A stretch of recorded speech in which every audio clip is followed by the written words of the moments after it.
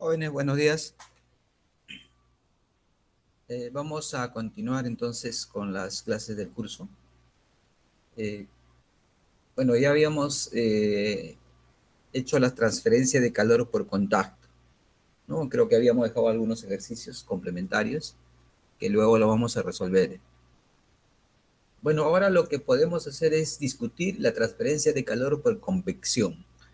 Si bien esta parte la vamos a ver en forma cualitativa, más no vamos a cuantificar, dado que es un poco más complejo su cuantificación. Muy probable lo podrán hacer es un curso de termodinámica. Creo que ustedes van a llevar más adelante, no lo sé. Entonces, ¿pero qué es, no? Es lo que nosotros siempre nos hemos preguntado, es, o lo han sentido seguro a través del aire acondicionado, ¿no? Y, o también, pues, cómo se desarrolla, cómo es la transferencia cuando uno calienta agua, por decir, ¿no? Entonces, ese tipo, ¿no? Y en la naturaleza se ve, pues, bueno, nosotros normalmente los últimos 2 años creo que paramos en Lima, ¿no? Sí, es muy aparte de que el sistema de la Tierra rota, gira o orbita alrededor del Sol y rota, eh, también pues llegan corrientes, llamamos así, desplazamientos de aire frío que viene desde el sur. Sí, y es por eso que a veces la costa limeña es bien fría. Bueno, corrientes porque llegan por el agua, ¿no? Entonces hay corriente fría y eso enfría el ambiente de la costa peruana, especialmente la parte del sur, incluido Lima, ¿no? Y entonces ese proceso pues se da, ¿no? Es una corriente del Niño que ya es conocida ampliamente, ¿no? A nivel del mar. Entonces, tenemos, ¿no? A veces se da la corriente del Niño, que es sentido opuesto, caliente el agua, viene del norte las aguas calientes y hay un problema de lluvias acá. Bueno, entonces lo que se dan entonces es cómo se traslada, ¿no?, a nivel molecular vapor de agua, si hablamos de esa manera, ¿no? Y cuando nosotros vemos, pues, el, el aire acondicionado, lo que hacen es, pues, o bien retirar partículas de vapor de agua y sus demás componentes que están a temperaturas por encima de los 25 grados centígrados, y lo que tratan es de enfriar, ¿no? O en el caso contrario, si ven que es muy frío, quitan el frío y agregan calor, ¿no? Entonces eso va a depender de qué estación estemos. Entonces, ¿qué es transferencia de calor por convección? Es el proceso por el que la energía térmica se transfiere mediante el movimiento masivo real de un fluido calentado, ¿no? Entonces, ahora, eso también sucede en los valles, ¿no? En los valles, porque hay diferencias de temperatura, entonces las partículas de vapor de agua y todos sus componentes, pues se eleva su temperatura o baja su temperatura, entonces hay cambios también de presión y eso empieza a fluir, ¿no? Entonces ese es el movimiento a nivel molecular, ¿no?, de partículas. Ya eso va a depender de qué ambiente se trate, ¿no? Normalmente el aspecto más natural es de vapor de agua y sus componentes, ¿no?, el que nosotros podemos ver. Dentro de ellos hay convección forzada, entonces es cuando, pues, algún sistema, ¿no?, hace que esas partículas se muevan, tal como es el aire acondicionado, ¿no? ¿No? O cuando ustedes van agregándole calor a, por decir, a un depósito para cambiar su temperatura, hacer ebullicionar el agua, hacer hervir, como se dice, ¿no? ¿Sí? Eso, ¿no? Yo me supongo que a estas alturas ya han hecho ese laboratorio donde han observado, pues, de cómo se da el proceso de transferencia de calor por convección, ¿no? Eso hacen una práctica en el laboratorio. Entonces, yo me supongo que eso. Convección natural, dice, convección libre es el proceso por el cual el flujo se debe a diferencia de densidades causadas por expansión térmica, ¿no? Ahí podemos decir el origen de los vientos, ¿sí? Cuando hay cambios repentinos de temperatura, entonces surgen, bueno, aquí en Perú no existe, pero a menor escala existen los vientos, pues, en los valles, ¿no?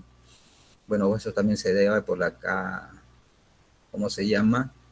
La topografía de las cuencas, ¿no? Pero, por decir, en lugares como el Caribe, de América Central, ¿no?, incluso parte de Norteamérica, pues hay cambios sorpresivos de temperatura y se dan lo que se conoce como tornados, tormentas, huracanes, ¿no? Bueno, entonces es convección natural. El fluido calentado se eleva y luego se sustituye por fluido más frío, ¿no? Entonces, esos son los cambios que pueden ver y se generan las corrientes, ¿no? Sí. Entonces, la geometría también, pues, ayuda a eso, ¿no? Como le digo, los valles se da, yo me imagino en América Central también debe tener algunas influencias, el hecho que es, pues, no tiene montañas, ¿no? Y ahí, pues, vemos, las animaciones nos ayudan a observar ese proceso, ¿no? Que a nivel de planeta nosotros sabemos que en, ¿cómo se llama? En la línea ecuatorial podemos ver que siempre tiene mayor temperatura, ¿no? Y se dan corrientes de aire. Y ahí más o menos esto es, recuerdo que esta animación es de una revista y se da cómo se van las corrientes de aire, ¿no? Ustedes se fijan entre el Ecuador y el América del Norte, efectivamente hay unos cambios bruscos, ¿sí? Y bueno, se dan los tornados, como repito, no vemos aquí en Sudamérica, no se da entre América Central hacia el norte, ¿no? Son grandes movimientos de vapor de agua, partículas de agua, pues se conoce con nombre de viento y todo lo demás, ¿no? Eso se trata de la convección, ¿sí? Entonces ese es lo que genera, ¿no?, el movimiento de partículas, que es la convección, ¿no?, por diferencias de temperatura. Y bueno, pues ustedes saben que diferencia de temperatura irá pues de mayor temperatura al de menor temperatura, ¿no? En ese sentido irá la corriente.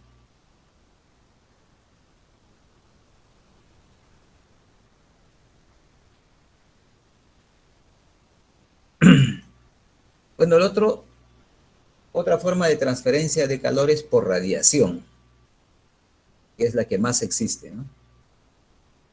Y tiene su origen, pues, a nivel atómico y nuclear también, ¿no? Entonces es el proceso, dice, porque la energía térmica se transfiere mediante ondas electromagnéticas, como la luz visible, los rayos infrarrojos y la radiación ultravioleta. Bueno, dentro de los más resaltantes, ¿no? Porque en sí al planeta Tierra llega un montón de radiación, pues, ¿no? Entonces, hay sistemas de protección, bueno, todo el planeta es así. El origen de esta de energía se atribuye a los cambios de las configuraciones electrónicas de los átomos o moléculas que componen la materia, ¿no? Cuando dice eso, pues lo que va a suceder es, hay reacciones de tipo a nivel atómico o molecular, ¿sí? Y pues al absorber un electrón o emitir un electrón a nivel electrónico, entonces o emite energía o absorbe energía, ¿no? Son ese tipo de reacciones. Si bien es cierto, estamos viendo a nivel molecular o atómico exclusivamente, pero también existe a nivel nuclear, ¿no? Por decir, lo que sucede en del planeta que nos, perdón, del astro rey que nosotros obtenemos la luz blanca, ¿sí? Pues dentro de él ocurre muchísimos fenómenos de ese tipo, ¿no? Y esa energía se libera a través de radiaciones, ¿no? Radiaciones electromagnéticas. Entonces ahí existen reacciones de nivel atómico, nuclear, ¿no? No se sabe todo, pero se supone que por las temperaturas que alcanza debe estar todo eso sucediendo ahí, ¿no? Primero temperatura, expresiones, ¿no? Eso es todo lo que se tiene. Claro, lo que percibimos es luz blanca, pero otras radiaciones también existen, ¿no? Cosa que, eh, bueno, pues las condiciones para que haya vida, pues ustedes saben que hay eh, unas capas capas como por decir el ozono que protegen la Tierra de ese tipo de radiaciones, ¿no? Y ya saben también el comportamiento de que la Tierra es un campo magnético, esas partículas o ese tipo de fotones de radiación que llegan son desviadas pues a, normalmente a los polos, ¿no? Entonces de esa manera se protege la Tierra en regiones donde hay más, más vida, ¿no? Eh, entonces esa es la radiación, ¿no? Como le digo, es de origen de reacciones primero atómicas, después pues a nivel molecular, que puede ser en menor medida, pero sí también a nivel nuclear, ¿no? Reacciones. Y eso se ha cuantificado, ¿no? Eso sí lo ha cuantificado, incluso cuando se hace ese análisis se empieza a toparse con lo que es eh, las leyes de la física, ¿no? No se cumplen. Entonces está el nacimiento incluso a lo que es ahora sí la mecánica cuántica, ¿no? ¿Sí? Y bueno, hay una fotografía infrarroja, ¿no?, de colores falsos, donde pues está a niveles, el más rojo quiere decir el más intenso de calor, ¿sí? Y ahí ven que una persona está tomando pues una bebida para satisfacer el calor, ¿no? Y, y la botella se nota azul, ¿no? Porque probablemente está más fría o de menor temperatura, mientras que la, el cuerpo está emitiendo radiación. De ahí se logra pues observar que todos los cuerpos emiten radiación, ¿no? Todos. Y el cuerpo humano es uno de ellos, ¿no? Emite radiación, porque tiene temperatura, ¿no? Ahora, lograr el cero de temperatura, hoy ya lo habíamos indicado, ¿no? Que es muy difícil. Se logra a esas temperaturas muy extremas, muy bajas, solo a nivel de laboratorio, ¿no? Probablemente exista en otros confines del universo esa temperatura, ¿no? Muchos dicen el polo norte, pero no llega al cero, ¿no? No, bueno, que yo sepa, no había un estudio que han medido la temperatura y estén por cerca a 0 K. No existe. Eh, Después, ¿qué podemos decir de eso? Eh, bueno, entonces, quien hace eso es cómo se propaga el calor, ¿no? Cómo se transfiere el calor, ¿sí? Él inicia, pues, sus estudios es Stefan y Boltzmann, ¿no? Son dos simultáneamente y hacen cómo fluye el calor, ¿no? Cantidad de calor y a través de la radiación en función a la temperatura. Y él hacen la fórmula que ustedes pueden ver aquí, ¿no? ¿Sí? Y esto constituye base, pues, base para lo que es la mecánica cuántica, ¿no? Y él ya cuantifica el calor. Ya el calor, nosotros sabemos que es una forma de energía.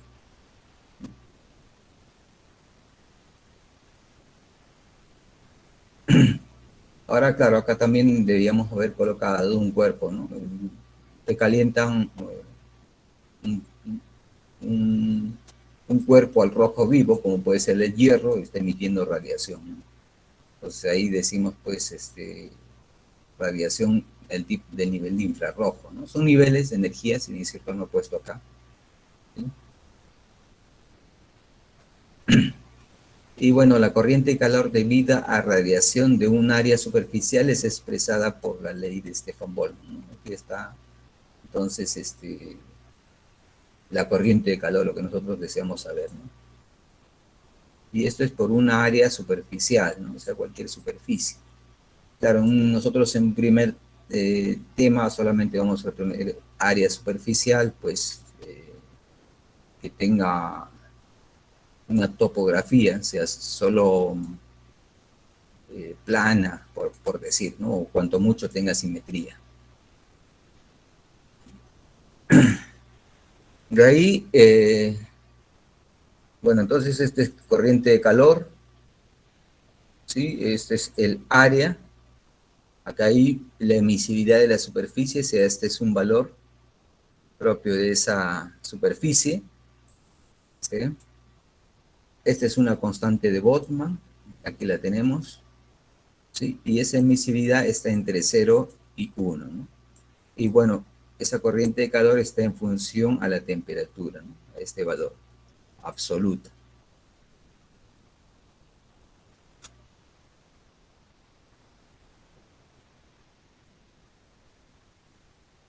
Eh, y eso mismo sucede, pues, que puede emitir o absorber radiación. Entonces, la tasa neta de radiación de un cuerpo a temperatura con un entorno, TS, esta es la superficial, vienen a dar por esta diferencia, ¿no? ¿Sí? Entonces, corriente de calor neto de radiación, ahora sí, entre dos, ¿no?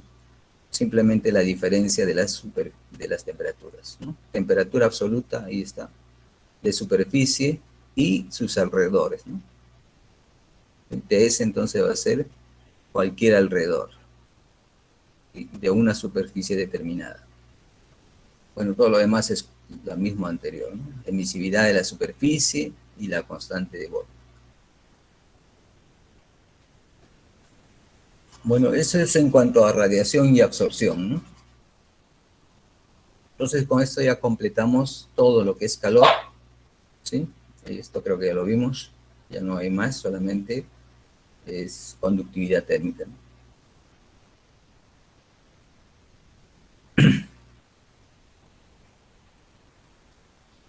Bueno, no sé si quieran comentar algo, porque eh, aquí normalmente tenemos que saber, no saber cómo lo han obtenido, ya ese es otro problema, el problema del cuerpo negro, y hay que narrar cómo empieza el nacimiento.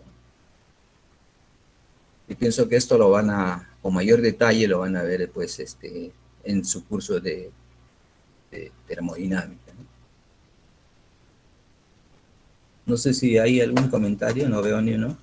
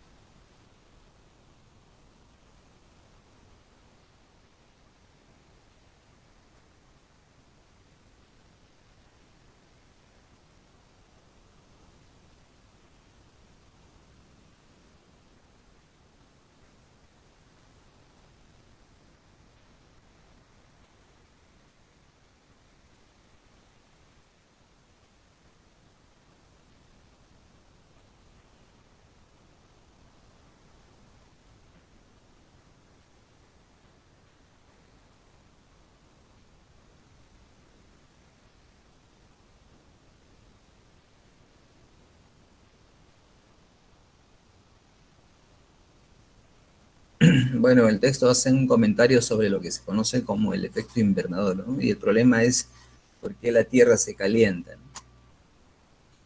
¿no? Entonces es este problema del CO2, de las energías de carbono, ¿no? El CO2, ¿no? Y lo que se llama es, pues, el planeta Tierra debe liberar calor, pero como está cubierto por CO2, hay una capa que está cubriéndose el CO2 en la atmósfera. no deja liberar ese calor, entonces el planeta Tierra se está calentando, está subiendo su temperatura, eso se dice. A ese fenómeno se llama efecto invernadero.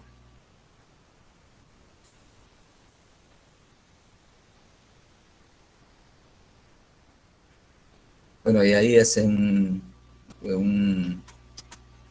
unos datos, no sé cómo lo han obtenido, pero relatan, ¿no? Desde que se empieza a medir cómo va subiendo la concentración de CO2 por partes de millón, ¿no? Estamos aproximadamente por aquí y hacen desde 1955. Entonces, dice que el planeta Tierra debe tener en promedio 14 grados centígrados, pero ese promedio está subiendo, ¿no?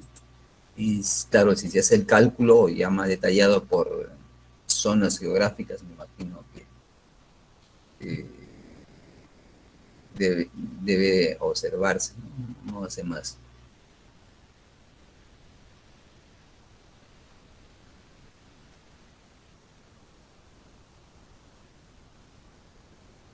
Bueno, sería bueno que lo lean detenidamente esta parte. Bueno, en toda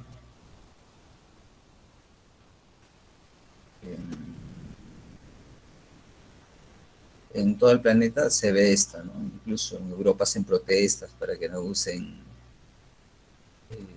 energía que sea del carbón, ¿no? Pues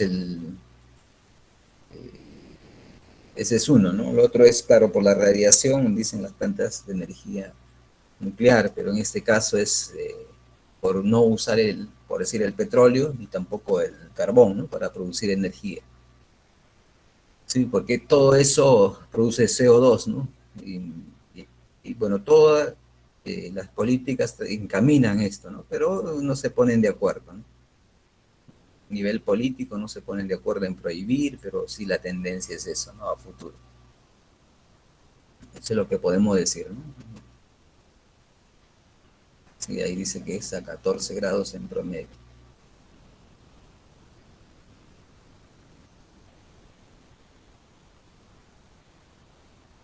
A ver si para la próxima semana voy a ver, no, para el miércoles, ¿no? Para ver si hay algún cálculo adicional sobre del efecto invernadero, ¿no?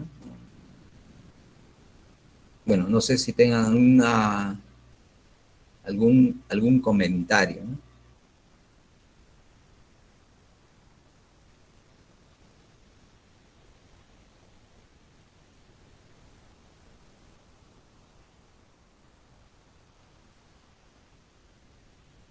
No veo ni un comentario.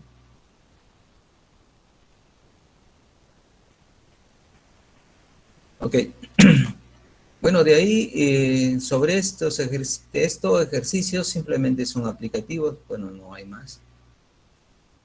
Sí, sí, lo vamos a revisar los que están en el texto, de ahí agregaremos algunos adicionales, ¿no? Entonces, por convección no hay, ya hicimos creo por conducción.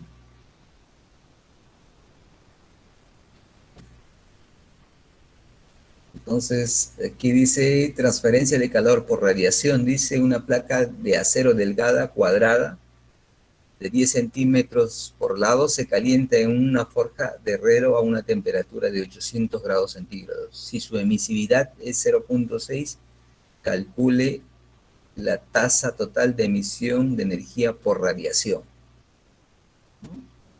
Entonces aquí tenemos una temperatura a la cual se calienta,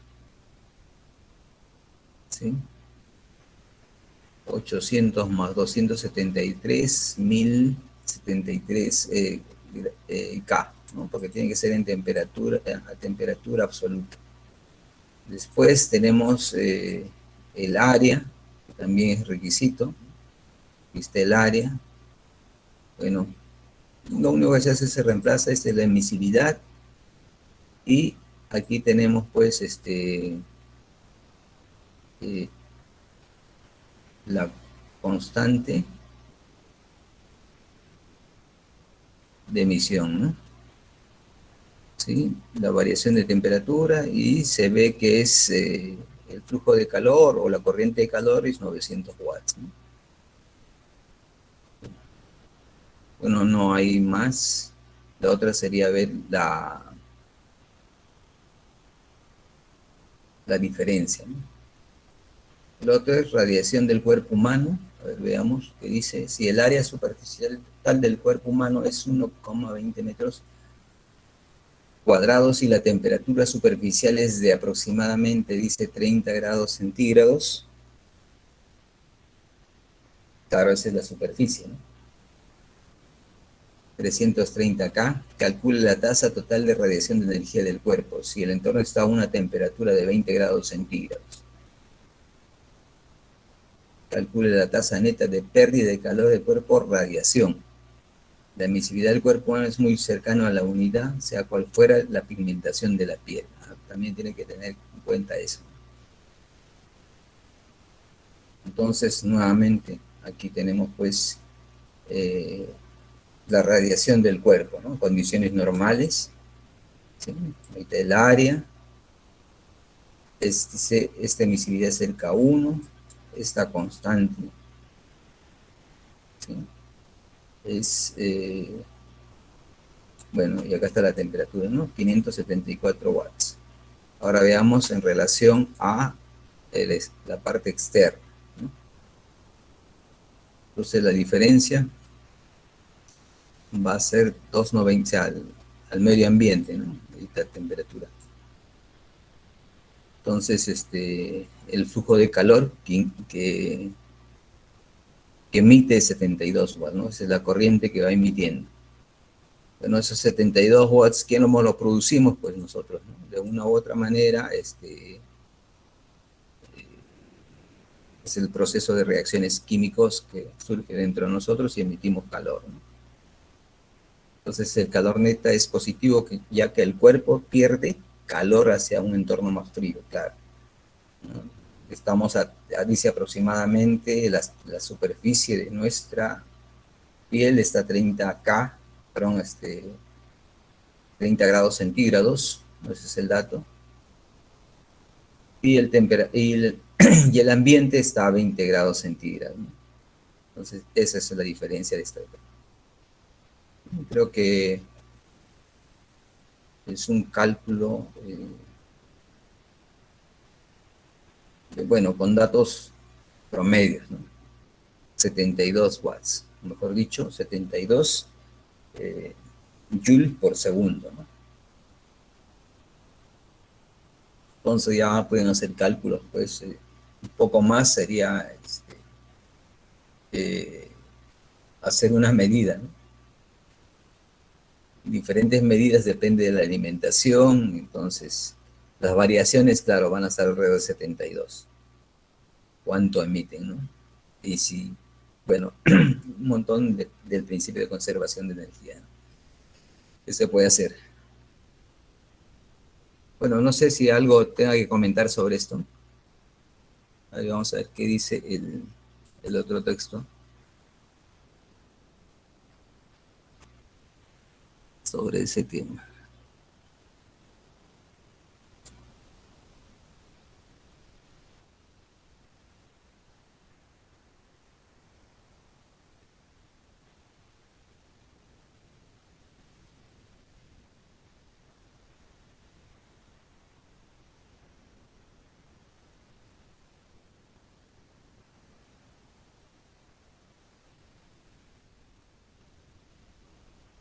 Profesor, eso de la emisividad te da el problema, ¿no? Porque ahí, en ese problema que explicó, Uh -huh. tomaron como referencia la emisividad uno, Sí.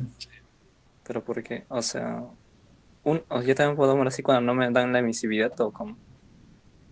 Mm, este término, ¿no es cierto? El primero. Este que es uno. Eh, No, no, pero sería bueno, en otros claro, problemas cambia. claro, este es de la superficie, en este caso sería de la superficie del ser humano, ¿no es cierto? Ah, o sea, del ser humano es uno. Uh -huh. y, y, bueno, ahí está. Eso es lo que como te digo, esto lo han tomado pues como ejercicio, ¿no? Hacer, llevarlo al tiempo real, no sé. El problema es, claro, como podría decir, es cómo obtienen, ¿no es cierto? ¿Cómo se mide esto? Emisividad. Yo supongo que esto lo hacen en forma experimental, ¿no? Entonces, en esta misma relación, lo que debe entender es, ¿qué cosa? Un área fija, de una temperatura fija, ¿no? Y la corriente de calor también lo pueden medir. Entonces van midiendo cada uno, para cada sustancia o para cada superficie van midiendo, ¿no? Ella tiene su valor constante, pues para cada superficie. De esa manera podrían obtener eso, ¿no? Porque no hay, como esa es una propiedad de cada superficie, tendrían que medirla, ¿no? Entonces miden 5, 6, 7 veces la misma superficie en diferentes regiones, me imagino que debe dar muy similar, ¿no? Por eso debe ser una constante. O sea, de eso debe ser, ¿no? Porque de otra manera no podría decir, es una propiedad, ¿no? Ahora, ¿habrá otro camino para encontrar este valor? Sí, ¿no? Acuérdate que acá nosotros solamente hacemos mecánica clásica, entonces si se van a cómo obtener a partir de datos, por decir, de niveles moleculares, entonces pues ahí observarán, ¿no? Cómo es ese movimiento, ¿no? En la superficie de los cuerpos, ¿no? Imagino que hay un movimiento ahí de las moléculas o de repente si es un metal a nivel atómico, ¿no? Entonces, ¿en qué momento se desprende calor, ¿no? Bota energía. Y como hemos visto, tiene comportamiento de nivel molecular o atómico, y ahí pues es esto, ¿no? Entonces tendrías que ver cómo están enlazados, ¿no? Un átomo con otro, una molécula con otro, ¿no? Entonces, de ese comportamiento eh, que puedan tener a ese nivel, ¿no? Y probablemente esas medidas lo hayan corroborado, ¿no? Porque esto lo han hecho, Boltzmann lo hace antes de eh, antes que se diera o se conozca, por decir, que habían electrones en la capa superior, en la capa externa de un átomo, ¿no? No se conocían, ¿no? Entonces, esto de acá es simplemente física clásica, pero se debe corroborar de una u otra manera, porque hasta ahora lo usamos, ¿no? En forma, en lo que es clásico, entonces se debe llegar a este mismo resultado, ¿no? Pero sí como te digo, debe haber una medida, ¿no? ¿No? Y ya pues estudiarán, por decir, hoy en día ese lo pueden estar estudiando, por decir, hoy con la fabricación de nuevos materiales, ¿no? Cuánto emiten calor, ¿no? Ahora, por decir, si tú te das cuenta a nivel, o se dan cuenta que a nivel militar, nosotros no estamos inmersos, somos un país desarrollado, no tenemos tecnología, nada. A niveles de los países, pues, ¿no? De Norteamérica, por decirlo, ves, domina todo el mundo. Entonces, ellos tratan de ver que sus naves, sus proyectiles, no sean detectados por nada, ¿no? Entonces, su emisividad debe ser, pues, un valor que esa fotografía que tú ves ahí por los calores no tenga objeto, ¿no? La superficie de sus naves, ¿no? Entonces, ven qué material tenga un comportamiento de tal que no lo puedes, no emita radiación, ¿no? Ese sería el factor. O sea, a esos niveles no estamos estudiando, como te digo, probablemente ni siquiera en termodinámica lo van a saber, si es el curso de termodinámica, sino tendrían que enfocarse a estudiar exclusivamente a superficie, ¿no? Cómo hacer para que no que no salga radiación al cuerpo y que tenga ciertas propiedades adicionales que no emitan radiación. Podría ser eso, ¿no? Y, y esto, como te digo, solamente llegamos hasta ahí, ¿no? Estoy viendo cómo, no sé si puedes hacer más comentarios, ¿no? La idea es que nos enfocamos aquí, ¿no? Como te digo, esto es un término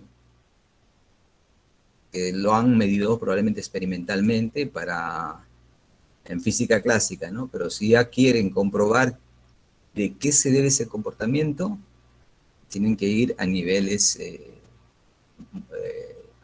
moleculares o más abajo, ¿no? A niveles atómicos.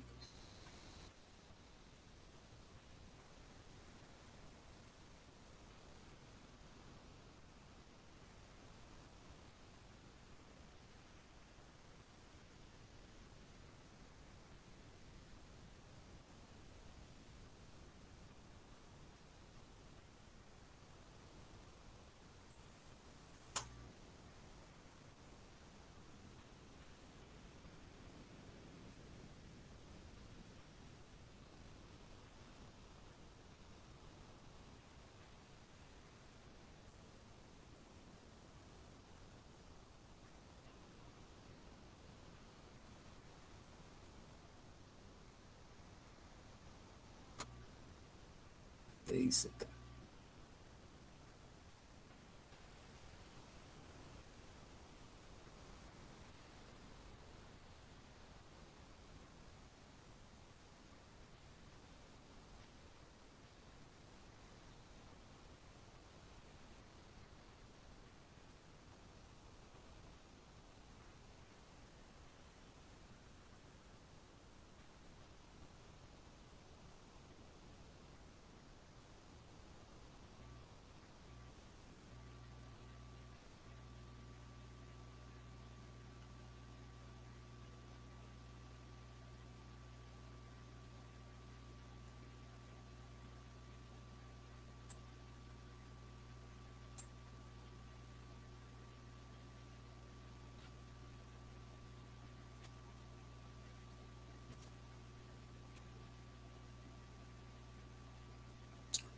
Bueno, otro comentario que podría hacerse es, tal como dice el Cierce-Mansky, la botella Dewar.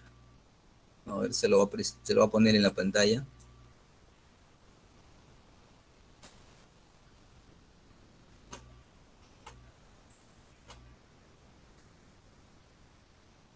Eh, Como hemos visto, el tema son tres formas de transferencia de calor, ¿no? Y acá lo que habla de esta botella es la forma ideal, ¿no? De cómo podría almacenar calor. Y bueno, eso se trabaja a nivel de laboratorio, pero la idea es recordarnos el termo, ¿no? El termo que nosotros usamos para guardar agua caliente de un día para otro, ¿no? Pero si guardan 2 días ya está frío, o digamos de menor temperatura a la que nosotros queremos guardar agua caliente. No, lo mismo es, pues, si quieren mantener la temperatura, por decir, frío, ¿no? Ahora en verano. Entonces, ese es lo que se logra. Como nosotros vemos, la transferencia de calor solo se va a dar en cuerpos, ¿no? Si no hubiese partículas, sea así vacío, no se podría la transferencia de calor, ¿no? Ahí por eso que esta botella, ¿no? Hoy en día ya venden esto muy parecido al Tewar, solo que el problema de la tapa es la que no soluciona, ¿no? ¿Sí? Aquí lo voy a amplificar. Y claro, ustedes pueden googlear y ver mucho mejor, ¿no? Entonces, ese es Entonces, hoy en día ya venden, ¿no? De acero. Está hecho de acero. Entonces, lo que hacen es cierran toda una parte, ¿no? Hacen dos cavidades, como es el termo convencional, ¿sí? El termo convencional es pues que en la parte interna hay como un vidrio con un cierto, eh, como si fuera una película de espejo, ¿no? ¿sí? Uno es para evitar que la radiación electromagnética salga.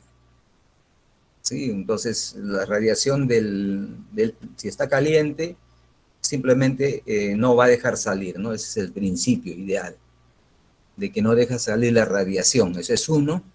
No va a haber, por el vacío que se forma también ahí, no va a haber transferencia de calor a la otra capa porque está vacío esta parte. Y hay una parte que no es vacío, ¿no? Ese sería, y bueno, por contacto tampoco, ¿no? Y la otra es convección, bueno, no hay forma, ¿no? Entonces estaría protegiendo, almacenando ahí calor, ¿no? Esa es la botella de agua.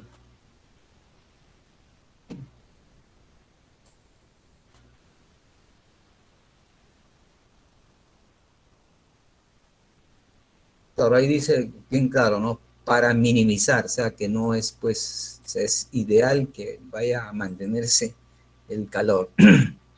¿No? A nivel de laboratorio se usa, ¿no? Hablando de temperatura, por decir, a nivel de laboratorio, San Marcos, la mayoría tienen botellas similares para transportar, ¿no? Nitrógeno líquido. ¿Por qué el nitrógeno? Porque primero es barato, una botella, por decir, eh, un poquito más grande de lo que compran ustedes el gas licuado de 10 kilos, normalmente es 15 kilos, 20 kilos que venden, vale $50. Entonces, eso es fácil trabajar. Entonces, ya tienes temperaturas para hacer mediciones a 77K, ¿no? Eso es lo que más se tiene, ¿no? Y también hay, pues, a temperaturas de nitrógeno líquido, perdón, de helio líquido, ¿no? Y ahí se puede lograr hasta 4K. Más abajo no hay porque eh, no, eh, ¿cómo se llama? No es posible mantener, ¿no? Tiene que tener una botella especial, ¿sí? Tiene que ser algo especial. No, no hay, entonces, muy pocos lo tienen, ¿no? Primero es costoso y otro es que el helio líquido, pues está más o menos, si este está a $50, el helio líquido está más o menos $800, no la misma cantidad. Y, y eso es por el laboratorio. Claro, en San Marcos existe, ¿no? En física nosotros tenemos ahí para tanto para nitrógeno, para él, trabajamos con esas temperaturas. Pero como te digo, como no hay mucho financiamiento y lo que se hacen sistemas de, de que te dura pues 2 años, por decir el helio, ¿no? Y ahí lo puedes manejar, un sistema continuo, ¿no? Que no trata de desperdiciarlo. Si bien es cierto, el equipo es costoso, pero se trabaja, ¿no? En algo se hace, ¿no? Eso es, dentro de lo más. Entonces se utiliza esta botella, ¿no? Y es el termo, solamente es para comentar el termo, que es un principio, ¿no?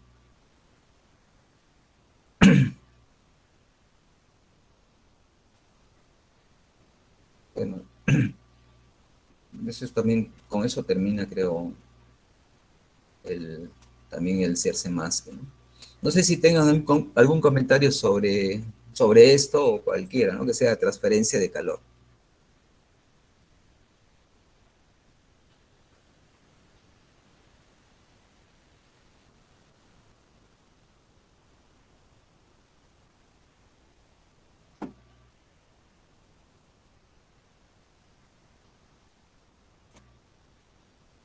Okay.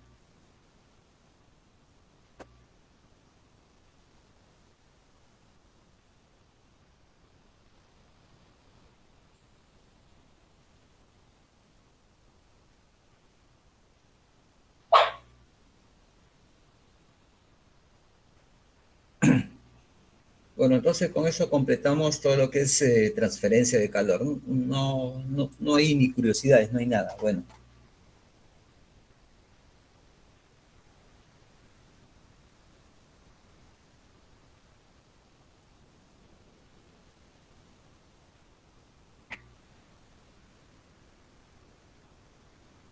Bueno, en todo caso, vamos a algunos ejercicios, pues. Ah, no, aparte que tenemos, hay pendiente de presentar ejercicios, ¿no?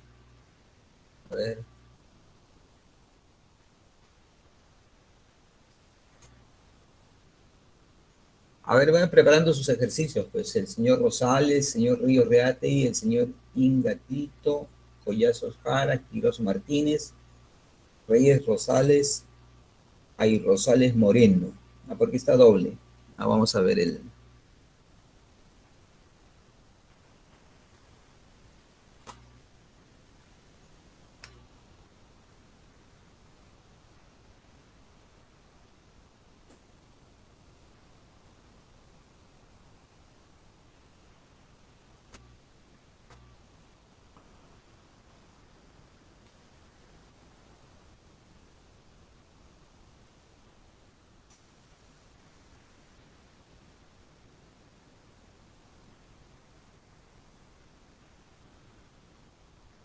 Ah, ya, el señor Rosales creo que se ha inscrito al curso. eh, ¿Está el señor Rosales? Señor Rosales, ¿está? Estoy viendo el chat por si acaso.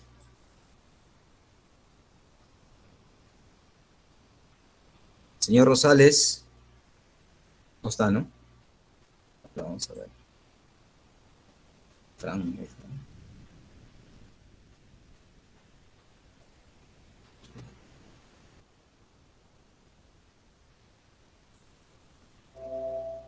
ah, no, Jerry, Fran.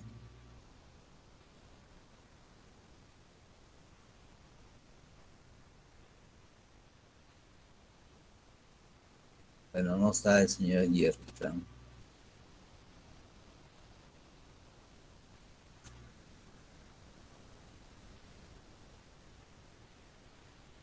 Ok. Entonces el señor Ríos, Inga, Collazos, Quirós y el señor Reyes.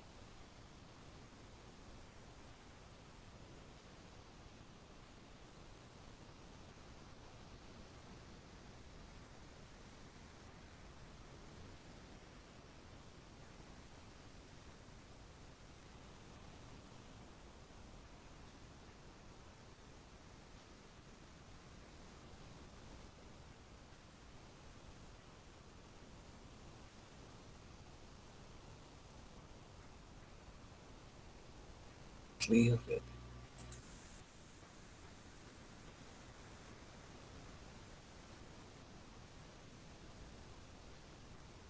Señor Jerry Fran Rosales, ¿me escucha? Sí, profesor. Eh, ¿Resolviste el ejercicio 1785? Sí, sí, ¿Lo puedes presentar? de acuerdo. Bueno, ¿Lo tienes listo? sí. Ya, ok, voy a salir, ¿ya?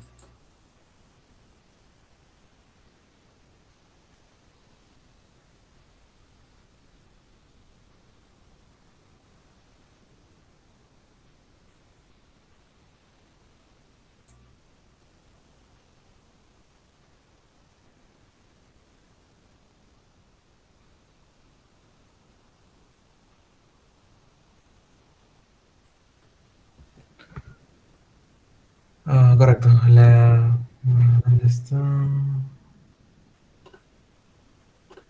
Bien, el ejercicio 17.85 nos decía, consta de dos incisos. El primero dice, la ecuación 17.12, que es la que en el libro está, Sí. da el esfuerzo requerido para mantener constante la longitud de una varilla cuando su temperatura cambie.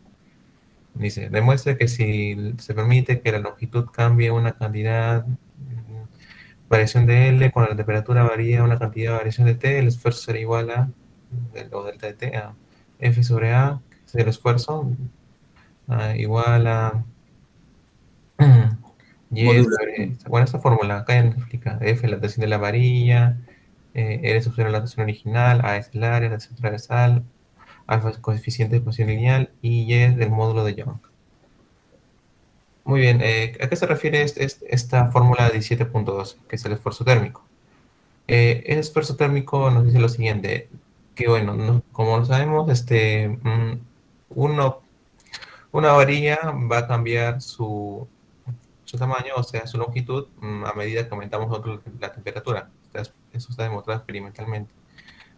Entonces, nosotros podemos hacer un esfuerzo de tal que podamos contraer esa expansión. ¿De qué manera? Bueno, acá las fechas en realidad están en diferente, deberían estar en diferente dirección. O depende también. O sea, si por ejemplo nosotros aumentamos la temperatura, la varilla se expandiría linealmente hacia esta dirección del flecha. Entonces nosotros tenemos que hacer una fuerza, bueno, un esfuerzo, mejor dicho, para contraer ese aumento en tamaño. O sea, haciendo una fuerza hacia el lado opuesto de donde apunta es esta fuerza y con igual magnitud. Con eso garantizamos de que no va a haber movimiento, pero sí un estiramiento. Muy bien, este es el esfuerzo térmico. Entonces, el punto es lo siguiente. Nuestro objeto nos dice va a variar una longitud que es delta de L. Y esa longitud va a estar determinada por dos variables. Una que es la variación de longitud causada por la temperatura, pues delta L de T, y otra que va a ser causada por la fuerza que le vamos a aplicar por el esfuerzo. Vamos a llamar delta L de F. Como sabemos, delta de L por la temperatura va a ser igual a, según fórmula, a alfa, que es su coeficiente espacial lineal, por L sub 0, por la variación de la temperatura. Y también la delta de L sub F lo reemplazamos, lo sacamos de esta fórmula, de acá, que es del módulo de Young. Nosotros sabemos que el módulo de Young es el esfuerzo de tensión, que es fuerza sobre área, sobre la deformación por tensión, que nos da finalmente esa fórmula. Entonces, despejando de acá el módulo digo, la delta de L de F, que es lo que varía la longitud, depende de la fuerza que hagamos, nos queda esto. F sobre A por L sub 0 sobre el módulo de Young. Entonces, finalmente, para esta ecuación despejando F de A, para no fallar mucho, nos queda así, nos queda esta ecuación. Ya. Bien. Ahora para el inciso B. El inciso B nos hablan de una barra de latón gruesa con proyecciones de extremos. Acá hay una barra de latón y acá están sus proyecciones. También este sistema consta de dos alambres finos de acero tendidos en las proyecciones. Estos alambres tienen tensión cero, no tienen ninguna tensión, están perfectamente tiesos. Ah, Cuando el sistema ahorita se encuentra a 20 grados centígrados. Ahora nos dice, ¿cuál es el esfuerzo de tensión en los alambres si el sistema calienta a 140 grados centígrados? Bueno, hacer suposiciones simplificadoras si es necesario para especificarlas. Bien, nos piden el esfuerzo de tensión en los alambres. En los alambres, o sea, el esfuerzo de tensión F sobre A del alambre, de los alambres de acero. Entonces, eso es lo que se tiene que hallar. Bien, ese sistema, vamos a considerar una cosa. Por ejemplo, acá nos dice que los alambres son finos de acero. O, y acá también nos dan una barra de latón gruesa. Consideramos, por ejemplo, como nos habla de alambres finos con una masa y longitud transversal despreciable. Por lo tanto, no vamos a considerar su deformación por tensión. Digo, deformación por temperatura. O sea, solo vamos a considerar de que es la barra de Dalton la que tiene una deformación por el aumento de la temperatura cuando va calentando y que al generar un aumento de su tamaño va a generar que los alambres de acero am, tengan una tensión. Es como si esto ya se expandiera y así poco a poco los alambres de acero van a tender a, bueno, a generar una tensión entre ellos. Bien. Entonces, ¿no? Estas son las fórmulas que hemos hallado. Y bueno, justo con la fórmula anterior que hemos hallado, que es el esfuerzo térmico para un determinado material cuando éste aumenta su longitud a un delta de L. Entonces, primero veamos cuál sería la deformación del latón que va a ser causado en este caso solo por la temperatura, que va a ser el coeficiente espacial lineal del latón por su instancia, su L sub 0, que va a ser su longitud inicial por la variación de temperatura promedio. Entonces, lo que nos piden nosotros es el esfuerzo de tensión del acero, que va a estar dado por esta ecuación, que va a estar dado por el módulo Young del acero por nuestro delta de L. Nuestra delta de L va a ser la deformación latón, porque es lo único, como ya había explicado, es lo único que se va a expandir linealmente por la temperatura. Así que sería nuestra fórmula delta sobre L sub T sobre L sub 0 menos el alfa del acero. Porque seguimos hablando del material del acero. Luego por la variación de temperatura, muy bien.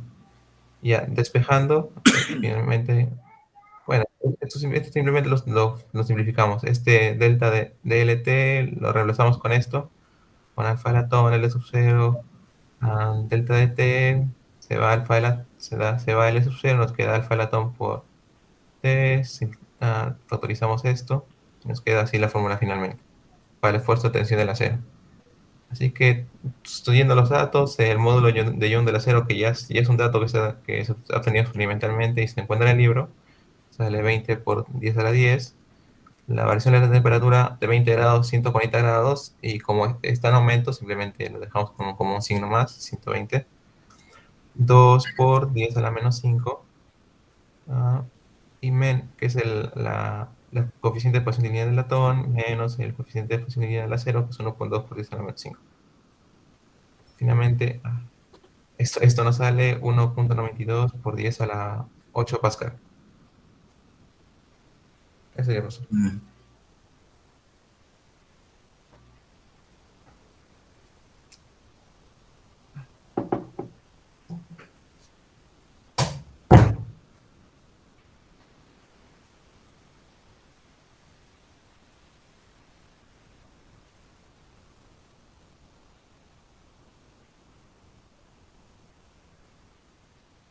No sé si tienen algún comentario. del ejercicio.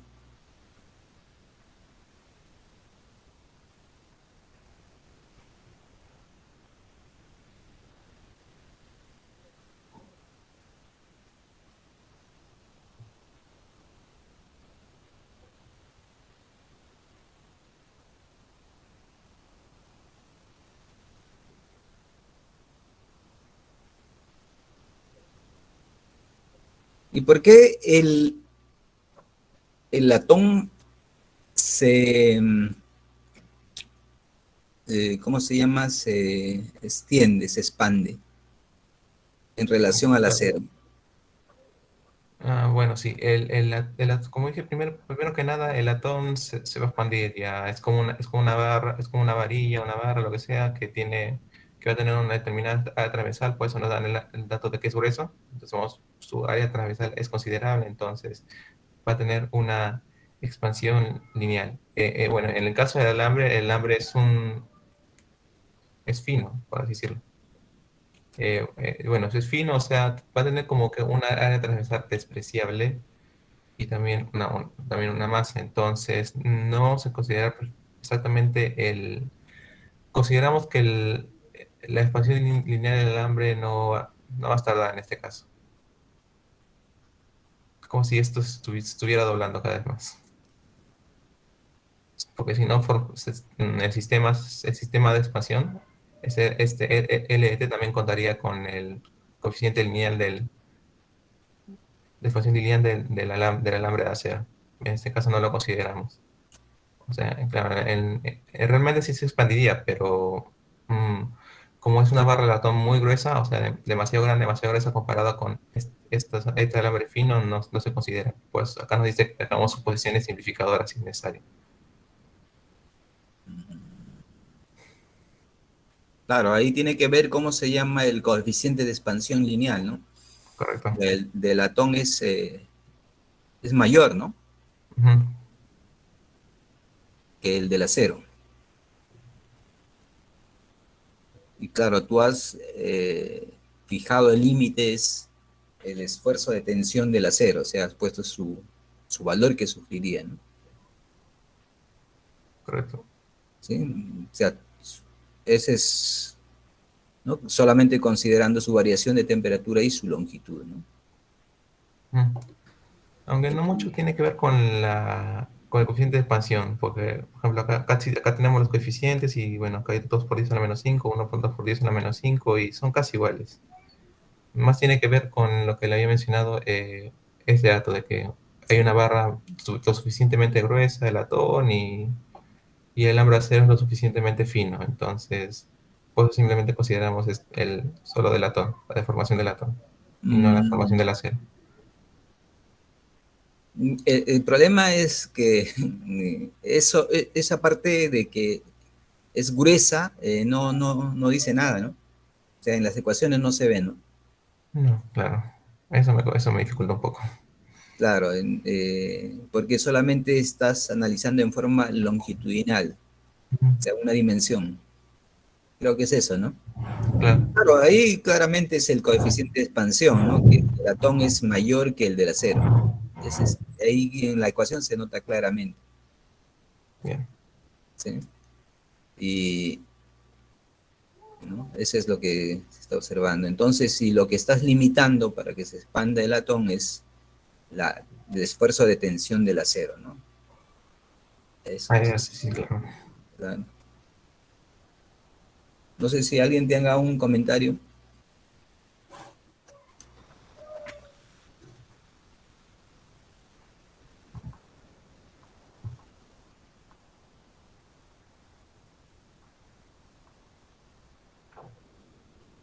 No veo comentarios. Creo que tiene todavía otro ejercicio el señor Moreno, ¿no? Yo sí. Sí. Sí, al final, pues ya está bien. Este de acá había dejado. El 17.115.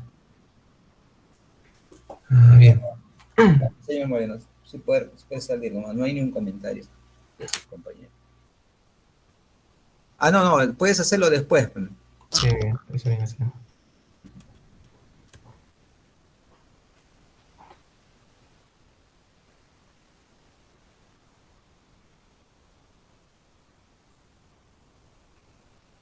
Señor Ríos, ¿usted tiene para presentar? Sí, profesor. ¿Puedes Ahora hacerlo? presento. A ver, déjame ver qué ejercicio es. El 80. 87. Sí.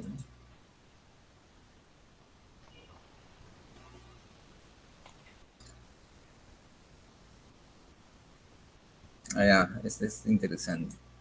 A ver, preséntalo.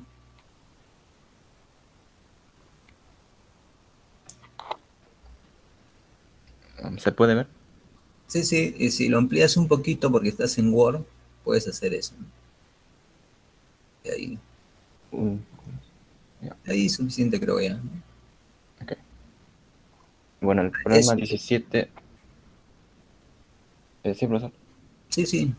Ok. Bueno, el problema de 17.87 nos habla de una guitarra de cuerdas de acero, en la cual la cuerda de la nota Si dice que mide 63,5 centímetros de largo y tiene un diámetro de 0.406 milímetros. Y la frecuencia fundamental es de 247 Hz. Bueno, como primera parte del problema nos pide encontrar la tensión de la cuerda. Sabemos del tema de ondas estacionarias, que para una cuerda con longitud definida, digamos L, que está sujeta en ambos extremos, como es el caso de la guitarra, se tiene que la frecuencia de las ondas estacionarias que se van a generar van a estar en función de la velocidad de Ujú, propagación de la onda y su longitud, ¿no? Velocidad entre dos veces longitud, y eso va variando con una variable n que corresponde a los números enteros. ujú. Cuando n es igual a 1 se presenta la frecuencia fundamental, que es la de los dos nodos en ambos extremos. También la velocidad de propagación se puede expresar como la raíz de la tensión entre la densidad lineal de la cuerda, y entonces, bueno, reemplazando n por 1 y la velocidad por esa expresión, podemos obtener esta expresión para la frecuencia fundamental, eh, elevando ambos lados, ambos miembros de la ecuación al cuadrado y despejando la tensión F. Encontramos que la tensión va a ser igual a la densidad lineal mu por 4 por la longitud de la cuerda al cuadrado por la frecuencia al cuadrado. Bueno, para trabajar con mu deberíamos trabajar con la densidad. Para eso, la densidad lineal mu se sabe que es la masa por la longitud de la cuerda, y la densidad volumétrica es la masa sobre volumen. El volumen se puede expresar como el área por la longitud, el área de la sección transversal de la cuerda, y reemplazamos la masa sobre la longitud por el mu y el área por pi por r al cuadrado. Entonces, despejando mu y reemplazando los valores del radio y de la densidad del acero, obtenemos que mu es igual a 1,01 por 10 a la menos 3 kilogramos sobre metro. Entonces, ese mu reemplazamos en la expresión de la tensión F, y también la longitud de la cuerda, que es 0,635 metros, y la frecuencia fundamental, que es 247 Hz, obtenemos que la tensión es 99,39 newton.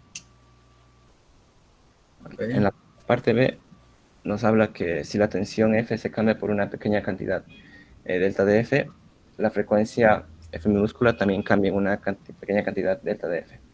Y nos pide demostrar que delta de F, o de la frecuencia entre la frecuencia, es igual a delta de la tensión sobre 2 veces la tensión.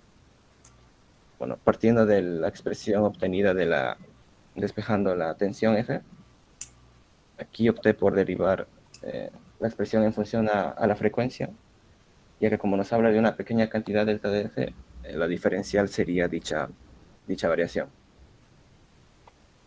Entonces, derivando nos queda la diferencial de F igual a 8 veces el mu por el al cuadrado por la frecuencia por el diferencial de la frecuencia.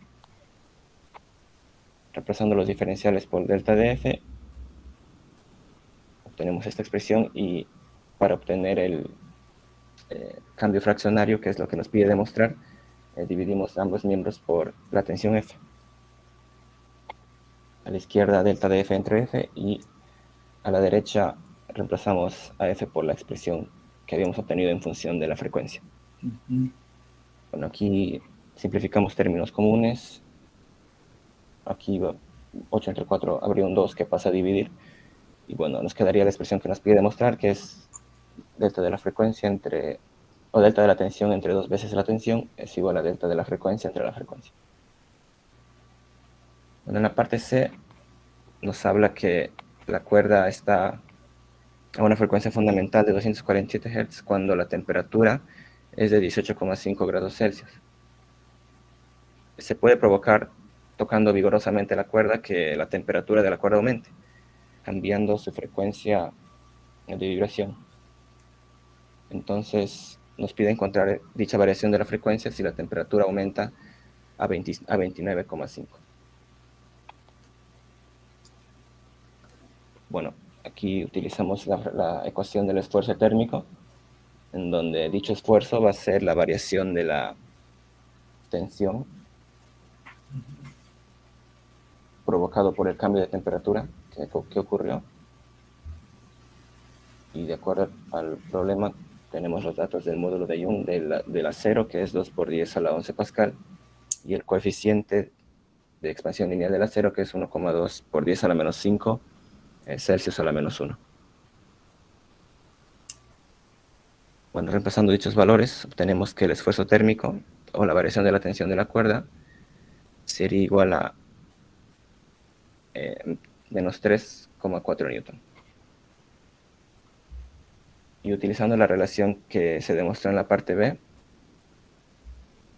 donde la variación de la frecuencia entre la frecuencia es igual a la variación de la tensión entre 2 veces la tensión, aquí podemos reemplazar la frecuencia de la frecuencia fundamental, la variación de la tensión que obtuvimos, y la frecuencia, la tensión que se obtuvo en la parte A del problema. Y despejando el delta de la frecuencia, nos quedaría menos 4,2 hercios, el cual nos indica que ha sufrido una disminución la frecuencia de vibración, por lo cual te podría decir que la nota se volvió más grave, o la cuerda se desafinó de acuerdo a su frecuencia fundamental. Eso sería todo. Sube un poquito. Ahí. Partiendo de, dices, esfuerzo térmico, y de ahí, ¿por qué pones se tiene variación o cambio de esa F, fuerza? Es que bueno, yo lo interpreté como si el esfuerzo térmico fuera el cambio de tensión que surge de acuerdo a la variación de la temperatura. Entonces, el esfuerzo que se iba a obtener de acuerdo a esa variación sería la variación de tensión que se generaría de acuerdo a la variación de temperatura, ¿no?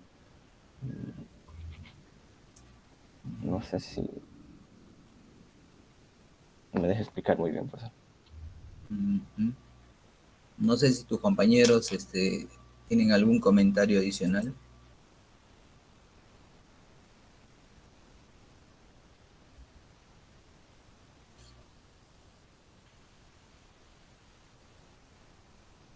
Eso creo que está por, profesor, al momento de reemplazar las ecuaciones, ¿no?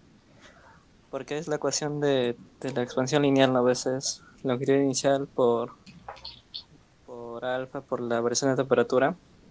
Que también tenemos que la constante de Young es fuerza sobre área, sobre la diferencia de longitud sobre su longitud inicial, ¿no? Y al momento de reemplazar valores, se obtiene esa ecuación que está ahí, la diferencia de fuerza.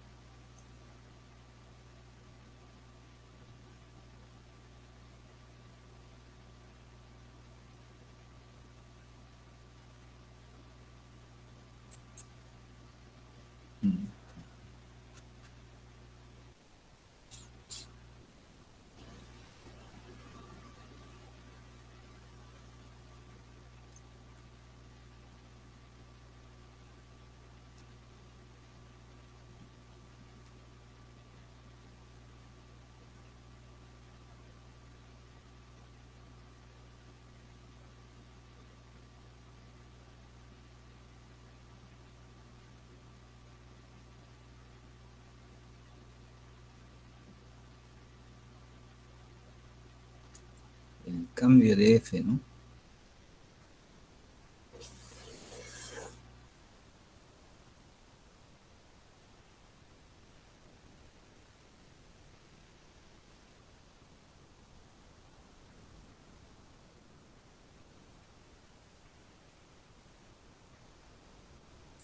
A ver, baja un poco, por favor.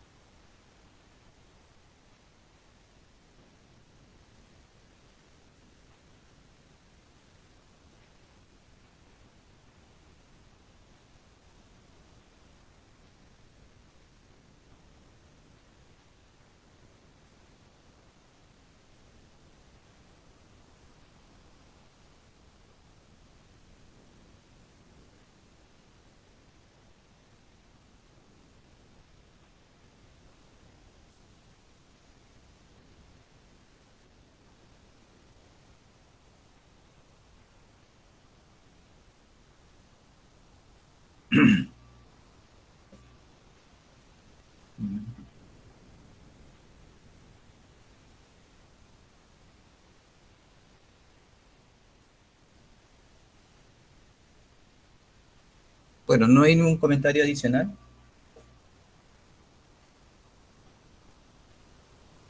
Solo el señor Reyes ha intervenido. Ok, ok.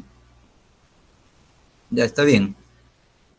Está bien, señor Ríos Reategui. Ok, profesor.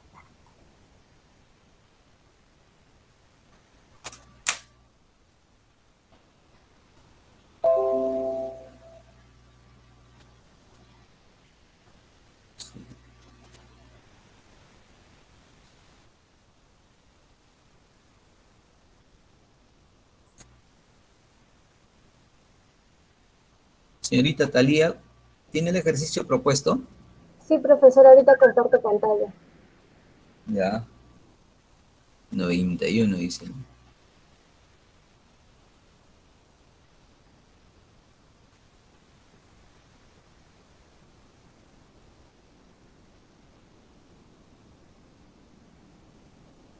Profesor, ¿se puede ver? Sí, a ver, un momentito, un momentito, un momentito. Sí, se ven. Ok. Entonces, el ejercicio 17.91 nos habla acerca de que vamos a encontrar un cilindro metálico, el cual va a contener un líquido que se va a estar sometido inicialmente a una presión de una atmósfera, con una temperatura inicial de 30 grados centígrados. Entonces, nos dicen que la presión sobre el líquido se va a incrementar en 50 atmósferas y luego se va a fijar en esta posición. De tal forma que nos piden a nosotros calcular la nueva temperatura en la que la presión del líquido se encuentre en una atmósfera nuevamente. Entonces, para ello vamos vamos a darnos cuenta de que el cilindro metálico va a encontrar a una presión primero de 50 atmósferas, va a disminuir o se va a enfriar hasta llegar otra vez nuevamente a una atmósfera, causando esto una variación de temperatura. Por lo tanto, acá decimos que el cambio del volumen o la variación volumétrica, tanto tenemos en este caso del metal o del cilindro metálico, también hay que tener en cuenta que nos dieron la comprensibilidad del líquido, el coeficiente de expansión volumétrica del líquido, tanto como del metal. Entonces, acá vamos a ver el cambio del volumen del cilindro cuando este se va a enfriar, cuando va a disminuir su temperatura, el cual va a ser igual al cambio volumétrico del metal, que va a ser igual a beta sub m, que está acá, que nos dan como dato, por P sub 0 por la variación de la temperatura. De la misma manera en lo que es el volumen del líquido. Solamente acá va a estar el coeficiente que es beta sub L, ¿no? Entonces, cuando vamos a tener tanto la variación volumétrica del líquido como la variación volumétrica del metal, vamos a darnos cuenta de que la diferencia de estos nos va a ser igual al cambio del volumen, pero negativo debido al aumento de la presión, siendo la variación de la temperatura, esto vendría a ser negativo, y es porque el sistema se va a enfriar ¿no? A la nueva temperatura, hasta llegar a la nueva temperatura.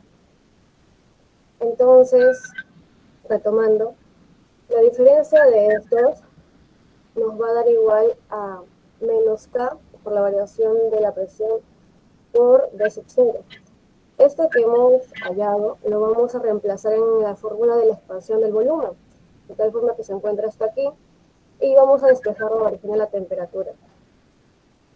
Entonces, reemplazando lo que ya tenemos aquí, que es la variación volumétrica de estos dos, lo reemplazamos aquí, nos va a quedar que la variación de la temperatura va a ser igual a menos K por la variación de la presión por el beta, ¿no? Y entonces venimos a reemplazar con los datos que ya teníamos al principio, en lo cual tenemos como la comprensibilidad del líquido, el cual nos dice que esta es igual a 8.50 por 10 a la menos 10 pascales a la menos 1. Tenemos también en cuanto se ha incrementado la presión, que es de 50 atmósferas, y el resto que es el coeficiente de expansión volumétrica tanto en el líquido como en el metal, que lo tenemos acá como dato también. Y luego vamos a colocar aquí 1 por 0,13 por 10 a la 5 pascales por una atmósfera, de tal forma que esta atmósfera se va a ir con la parte superior de 50 atmósferas, igual con el pascal con el pascal elevado a menos 1, de tal forma que al realizar los cálculos nos va a dar que la variación del cambio de temperatura va a ser igual a menos 9,8 grados centígrados, con lo cual nos piden la temperatura cuando ésta se encuentre nuevamente a una presión de una atmósfera, la cual va a tener una pequeña variación de la temperatura que va a ser igual a la temperatura inicial que teníamos de dato, más la variación de la temperatura de ese pequeño cambio de flujo que hubo en la temperatura, el cual reemplazando sería los 30 grados centígrados más la variación que le hemos hallado hace un momento, y es igual a menos 9,8 grados centígrados. Y esto nos daría que la temperatura sería ahora 20,2 grados centígrados para que la presión nuevamente sea una atmósfera, ¿no? De esta manera, pensando que el líquido se va a expandir cuando se reduzca la presión y luego se va a contraer al nuevo volumen del cilindro cuando se reduce la temperatura.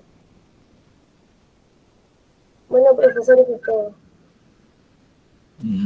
A ver si tus compañeros tienen algún comentario.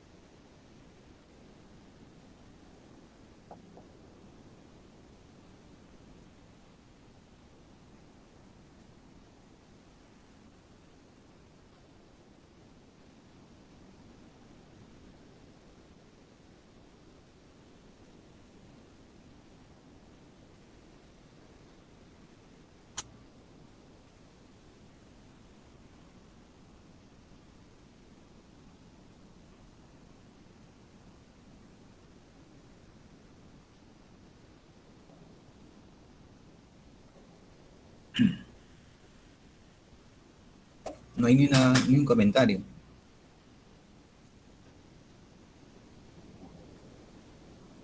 Entonces acá he hecho una demostración del esfuerzo de volumen, ¿no? Por un aumento, dice, de temperatura. Y esa es la variación de presión, dice, y el módulo volumétrico, el coeficiente de expansión volumétrica promedio.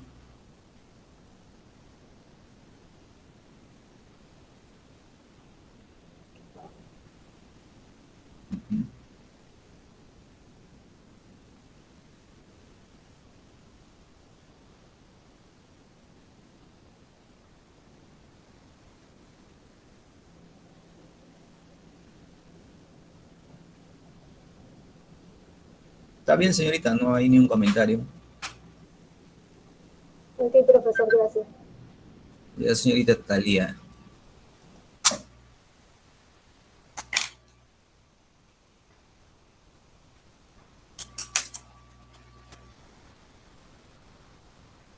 Luego viene el ejercicio Collazos Cara, ¿no? Si lo tiene, señorita, el ejercicio. Sí, profesor. Un momento lo voy a presentar.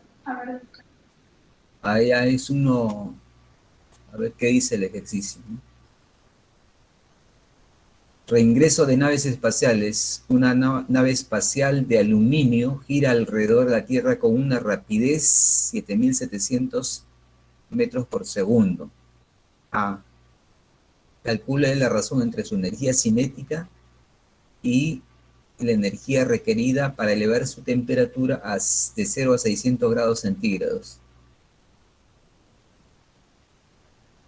El punto de fusión del aluminio, el calor es, ahora dice suponga, también nos dan el calor específico, que es constante, ¿ven? A ver, hay un comentario en la parte B, ¿no? Analice la importancia. A ver, señorita. ¿Lo leo, profesor? ¿Esa partecita B? Explícalo así con tus propias palabras, o sea, como resumiendo, ¿qué es lo que... Ok, en el ejercicio primero me dan la velocidad de la nave. Luego me piden la razón entre la energía cinética y la energía requerida para elevar la temperatura de 0 a 600. Y luego me piden analizar el reingreso a la atmósfera terrestre de esta nave. Y ya en la primera pregunta, me piden hallar la razón entre la energía cinética y la energía para elevar su temperatura, como lo mencioné. Por fórmula sabemos que la energía cinética es igual a masa por velocidad al cuadrado sobre 2. Y la energía para cambiar su temperatura es Q igual a la popular maseta, que sería igual a masa por calor específico por la variación de la temperatura. Y luego me dicen la razón entre estas dos fórmulas. Y dividiendo me sale masa por velocidad al cuadrado sobre 2 sobre masa por calor específico por la temperatura. Se elimina esta masa y me queda esta formulita, que sería velocidad al cuadrado por 2 sobre 2 por calor específico por la variación de la temperatura. Ya la velocidad nos dan de fórmula, que sería aquí 7.700, no, sí, 7.700 metros por segundo, y lo elevo al cuadrado sobre 2 por calor específico, que aquí me lo menciona, 910, y por la variación de la temperatura, que sería la temperatura final, 600, menos la temperatura inicial, que sería 0. Realizando los cálculos me queda que la razón entre estas dos energías sería 54.29. Y ahora vamos con la segunda. Luego me dice analiza la importancia de su respuesta para el problema de reingreso a la atmósfera terrestre de una nave tripulada.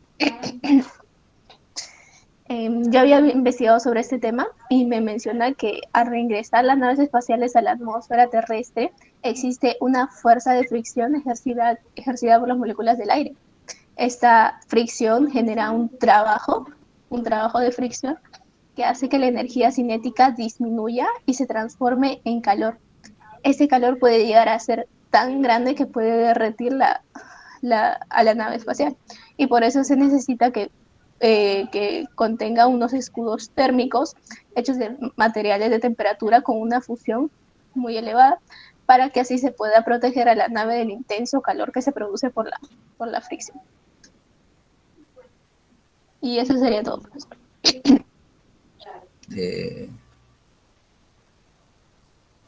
Comentario de sus compañeros, ¿no hay nada? Nadie comenta. A ver, bueno,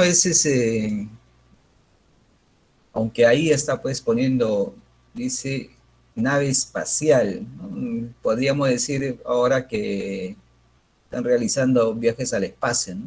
Turismo, claro, es demasiado selectivo porque un viaje cuesta mucho, ¿no? Dice a 7.700 metros por segundo. A ver, compara esas unidades en kilómetros por hora, porque un avión comercial vuela alrededor de 800, 900 kilómetros por hora. ¿Cuál sería su equivalencia? Es mucho más rápido, ¿no? Claro, se tendría que pasar a unidades. Claro, es convertir unidades. A horas y el metro a kilómetros, realizar los cálculos y ahí me va a salir su velocidad. Entonces es muchísimo más rápido, ¿no? Y bueno, ese problema lo tienen actualmente, creo que ya lo mencioné, ¿no? Hoy en día, claro, no sé si lo he dicho, todas las investigaciones, hay dos iconos, o sea, dos partes que desarrollan las naciones que tratan de dominar el mundo, ¿no? Uno es la investigación en materia militar y la otra es espacial. Son dos, esos son los pioneros. A partir de ahí ya viene para el uso masivo de la sociedad. Entonces, pues, ahora tienen aviones que tratan de ver 2 veces la velocidad del sonido, ¿no? Con un tripulante. Entonces tienen ese problema, que tienen que buscar un material mucho mejor que el aluminio, ¿no? Que ya no es aluminio, ¿no? Creo que hacen de tejidos de carbono, no sé. Sí, profesor, y en ese ejercicio mencionan que se utiliza aluminio, ¿no? ¿Dónde está? Aquí, y su punto de fusión es 660 grados centígrados. Y me dice que la temperatura final es 600, entonces faltaría poquito para que alcance su temperatura de fusión. Y se derrita la nave. Sí, pues. Entonces, claro, por eso era convertir esas unidades, ¿no? Para ver si efectivamente es esa, ¿no? Es bueno, la típica más nave que yo conozco, porque me he aficionado a ver cómo son las investigaciones, ¿no? A altas velocidades. Es pues el F-22, ¿no? Es americano. Supongo que también tienen los rusos algo similar, pero es el que más resalta, no es el más antiguo. Y por si acaso no lo venden en ni un país, solo lo tienen ellos. Hay otra versión que es el F-35, que también, ese sí lo venden a otros países, pero solo amigos. Y el Perú logró tener para hacer historia, ¿no? Para animar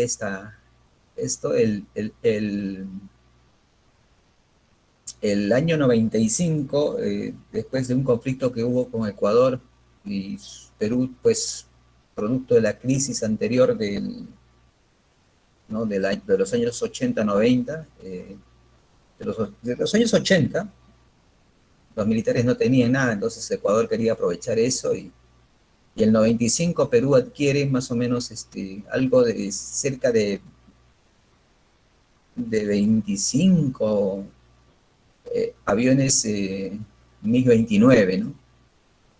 Que bordea la velocidad del sonido. Entonces, ese hito marcó pues el aspecto militar en Sudamérica porque nadie tenía ese tipo de naves. Pero poco después,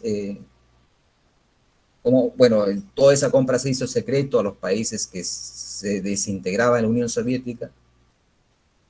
Llega el año ese mismo año, los chilenos sorprendidos, ¿no? Su aspecto militar, porque se sobrepasaron a los secretos, me imagino, de los americanos. Pues se reveló eso cuando ya las naves estaban acá, en el Perú. Y sorprendidos los chilenos, los americanos les venden pues alrededor de 40 naves de esas similares al MiG-29, los F-16, que hasta ahora los chilenos no tienen bien conservado. Y Chile se convierte militarmente en una de las grandes potencias, por lo menos de todo Sudamérica, porque muy pocos, o sea, no tienen ese tipo de aviones los demás países. Es el contrapeso que le hace al Perú. Bueno, ya lo demás es historia, si los MiG-29 continúan o ya creo que no existen porque no le dan mantenimiento. Bueno, esa es otra historia. Eso es para reforzar la idea, ¿no? Que se construyen, pues, a nivel militar, la investigación es es de punta, ¿no? Como quien dice, es lo primero que van, hacen ahí, en absoluto secretismo y todo. No, y ahí viene el F-22 y ahora el F-35, pero el F-35 lo que tiene es que puede despegar como si fuera un helicóptero, ¿no? Y el F-22 tiene una gran velocidad, ¿no? Que bordea ahí. Y uno investigando qué materiales tiene en la superficie, pues ese es el problema, ¿no? Evitar sus temperaturas de fusión por la fricción que hay con el aire. Bueno, ese es un comentario, ¿no? Bueno, y ustedes que están en la carrera o en la Facultad de Ingeniería Electrónica, tiene que ver mucho con la aviación, ¿no? Porque toda la información son ondas electromagnéticas y ustedes tienen que ver eso, ¿no? Bueno, ya lo verán. Toda la información, o sea, todo es ondas electromagnéticas. Bueno, eso era un comentario. A ver, veamos. Usted es la señorita Collazos, ¿no? Está bien. Sí, profesor. Gracias. ¿Dejo de compartir o va a haber otra? Sí, salvo que tus ¿Sí? compañeros quieran hacer un comentario, ¿no? No, no hay comentarios. Está bien, entonces.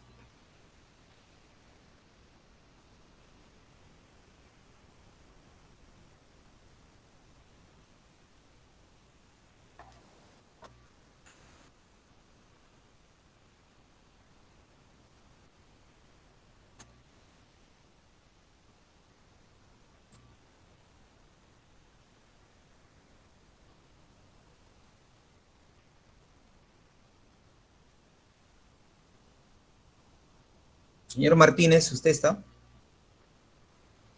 Sí, profesor. ¿Tienes listo tu ejercicio? ¿O ya Sí. vas a compartir? Sí, ahí comparto. A ver, nos va a contar calefacción con agua caliente o con vapor, dice. Dice.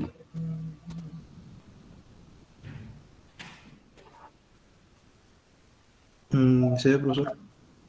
Sí, lo puedes agrandar un poquito porque no estás ocupando toda la pantalla. Así vas Ahí. corriendo poco a poco, lentamente. Ahora sí, plantea tu problema. ¿Qué dice? Ya. A ver, dice, calefacción con agua caliente o con vapor. En un sistema casero de calefacción por agua caliente, entra agua a 70 grados Celsius, 158 Fahrenheit, a los radiadores, de donde sale a 28 grados Celsius, 82,4 Fahrenheit. El sistema se va a reemplazar por uno de vapor de agua, en el cual que el vapor de agua a presión atmosférica se condensa en los radiadores y sale de estos a 35 grados Celsius. ¿Cuántos kilogramos de vapor suministrarán la misma cantidad de calor que suministra un kilogramo de agua caliente en el primer sistema? Ya, tenemos los datos que la temperatura inicial del agua en el primer sistema es de 70 grados Celsius, que va a ser igual a 343,15 Kelvin. La temperatura final del agua va a ser de 28 grados Celsius, que es igual a 301,15 grados Kelvin. Y la temperatura final del vapor va a ser 35 grados Celsius, que es igual a 308,15 Kelvin. También tenemos el dato que el calor específico del agua es 4190 joules sobre kilogramos por Kelvin. Otro dato que también encontré es el calor latente del vapor, que esto nos va a servir para hallar la cantidad de calor luego de cuando se ponga a vapor de agua, que es igual a 2256 por 10 al cubo joules sobre kilogramos.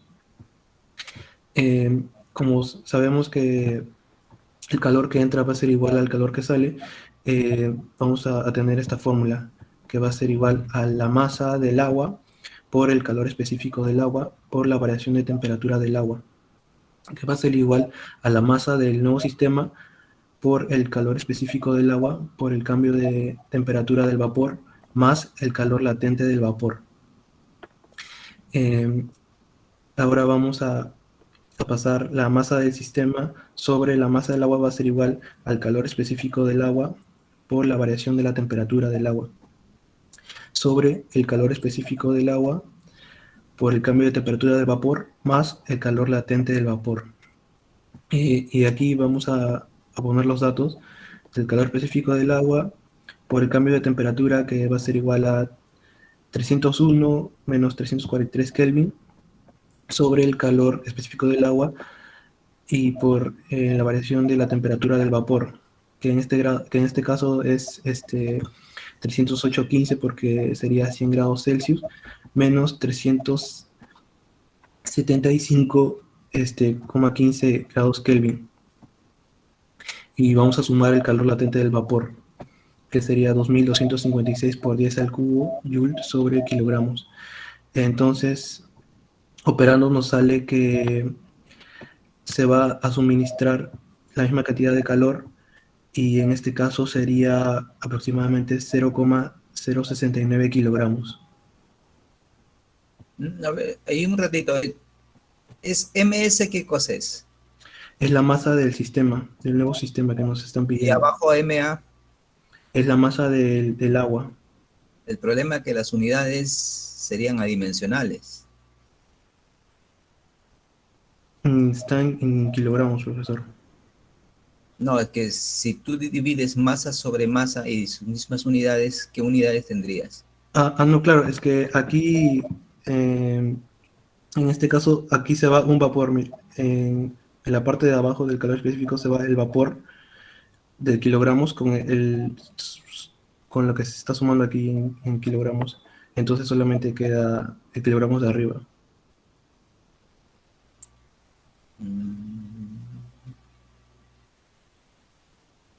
Pero no debería quedar nada, ¿no es cierto? Ajá, o sea, se está pidiendo cuántos kilogramos de vapor va a suministrar la misma cantidad de calor que suministra un kilogramo de agua caliente en el primer sistema.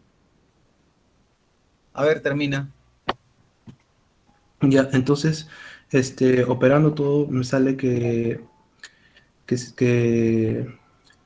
se va a necesitar aproximadamente 0,069 kilogramos de vapor en el nuevo sistema.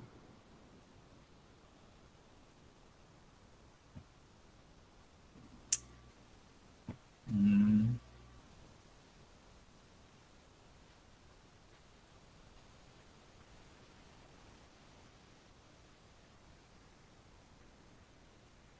Pero a veces es un cociente de masas del resultado que me está dando. Ujú. Mm, Pero vendría a ser o sea, como es la misma cantidad de calor que está entrando, es igual a la misma cantidad de calor que está saliendo. Para hallar la masa, yo solamente reemplacé los datos que había encontrado, y después al final me salió eso. el cociente. No hay Sí, algo que no pero cuadra ahí. la unidad tendría que irse. O sea, como es una división entre masas, se va a kilogramos. Recién en tu Mm, respuesta, recién en la respuesta puedes poner esa proporción, ¿no? O sea, ya sabes la proporción de eso. Mm, De ahí dices que como tienes esa proporción, dices que lo que te dicen, ¿no? Que te pide por un kilogramo, creo, ¿no? claro, Por eso, ¿no? Recién en la respuesta tendrías que poner eso. todo eso tendría que restarlo nada más. Revísalo mejor y lo vemos el miércoles, ¿está bien? No pasa Mm, nada. Solamente que revísalo porque no debe salir esa Sí, cantidad. creo que eso solamente sería en comparación con el kilogramo, profesor. Mm, Profesor, no solamente sería reemplazar el MA por un kilogramo y pasar a Claro, multiplicarlo, ¿no? Exacto. claro, Y, eso lo tendría que ser, pero... y mismo resultado creo que da, ¿no? Ujú, Y sí, Ujú. da el mismo resultado, pero ahora sí en kilogramos. ujú. Claro, el MA pasa y sería lo mismo, solamente sería cuestión de restar. Claro, ¿cuál estás buscando tú? ¿MS o MA? MS, porque es el nuevo sistema, dice. Claro, por eso es Ah, que y como lo ahora has sí en colocado kilogramos. ahí en el denominador, pareciera que estás buscando el cociente. Ajá, claro, el kilogramo debería pasar a MA, y ahí sería que se va a necesitar aproximadamente 0,069 en el nuevo sistema, y en comparación con el otro kilogramo del sistema anterior. Ujú.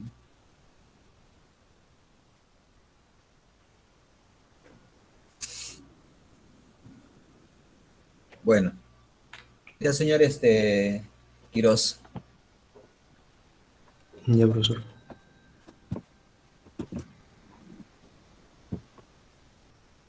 Faltaría el señor Rosales. ¿Le parece para el miércoles, señor Rosales?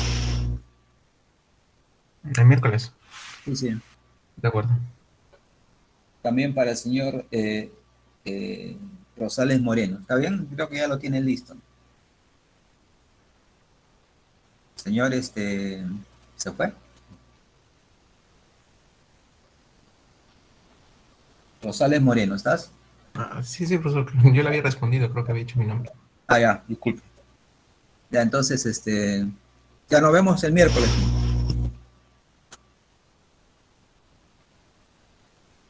A ver si alguien de curiosidad trae un ejercicio de radiación, ¿no? O resuelve un problemita que sea radiación, pero que sea atractivo, ¿no? Atractivo quiere decir, puede ser de ciencia ficción, ¿no? Y también de que más conlleve con la realidad. A ver si en el libro ustedes lo encuentran, ¿no? Listo. Nos vemos entonces el próximo viernes.